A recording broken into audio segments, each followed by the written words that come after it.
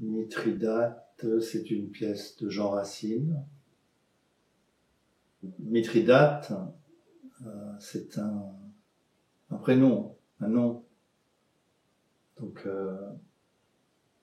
c'est un mystère aussi, Mithridate. On peut projeter sur le mot Mithridate, sur le nom Mithridate. C'est un être humain, mais c'est aussi un symbole, c'est aussi une histoire, c'est aussi une fiction.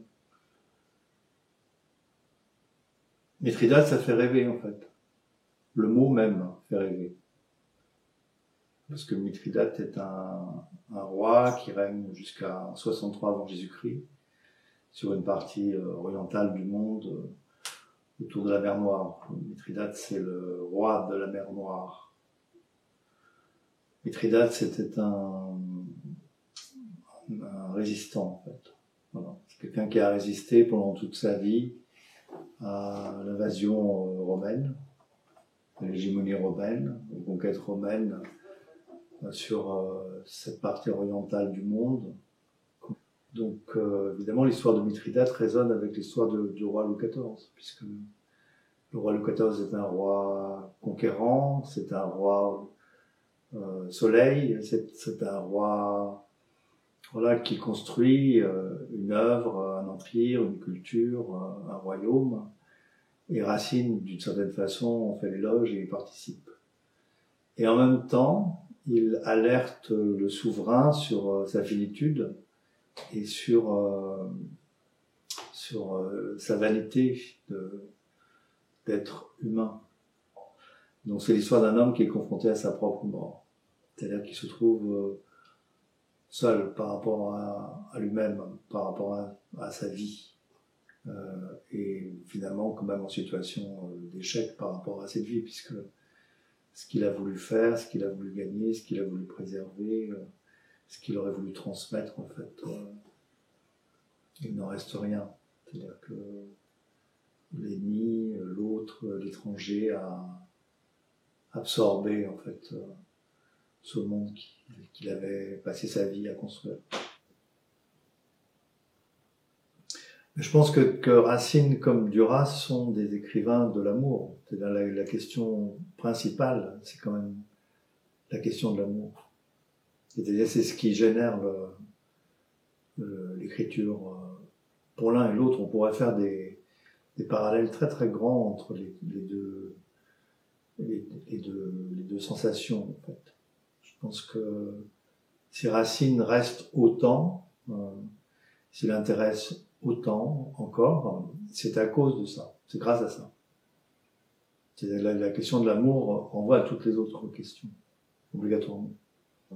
Et Marguerite Duras avait un lien, une passion aussi pour le théâtre du XVIIe siècle, et je dirais la perfection et la simplicité de l'écriture racinienne à travers la mise en place de cet alexandrin. La langue n'est pas compliquée, la structure n'est pas très compliquée. C'est-à-dire on s'habitue très très vite à Racine. Après, la responsabilité, elle incombe aux acteurs. Hein. C'est-à-dire que c'est vraiment les acteurs qui peuvent faire entendre Racine. Oui, je pense que Racine est viral. Je pense qu'il y a quelque chose, il est viral dans le sens où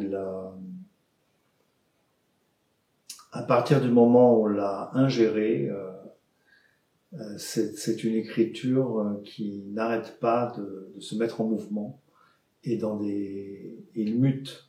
C'est-à-dire que les interprétations que propose cette écriture à l'intérieur de soi sont extrêmement diverses et variées et inconnues aussi pour la plupart du temps. C'est-à-dire on peut pas jouer Racine avec une idée derrière la tête, avec une intention. C'est-à-dire Racine est plus fort que l'intention. Il est plus fort que l'acteur d'une façon. Donc il y a un parcours un peu, une philosophie, enfin une attitude, on va dire un peu orientale que l'acteur doit avoir par rapport à l'écriture de Racine, à savoir on ne peut pas monter à cheval sur l'alexandrin racinien. C'est-à-dire que il faut surfer avec lui, faire avec lui, se laisser faire. Voilà. Et donc on est dans un vrai rapport, je dirais, d'une danse amoureuse et réciproque. Alors au départ, oui, il y a un couple qu'on avait envie de retrouver, avec qui j'avais envie de travailler en tout cas. Je pense que c'est réciproque, je l'espère. C'était donc Jutta Johanna Weiss et Stanislas Nordet. Et après, la distribution, elle se fait aussi dans une pensée finalement de transmission.